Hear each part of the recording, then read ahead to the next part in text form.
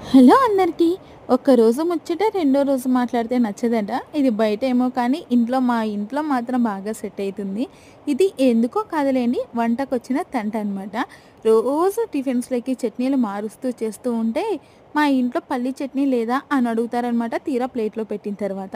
ఇంకా మాకు గట్టిగా ఫిక్స్ అయిపోయి 1 వీక్ నుంచి గట్టిగా పల్లి చట్నీనే చేస్తున్నామనమాట. అస్సలు మార్చట్లేదు. టిఫిన్స్ మారుస్తున్న చట్నీ మాత్రం కంపల్సరీ. ఇంక్లూడింగ్ చపాతీలకు కూడా చట్నీనే చేసేస్తున్నాం.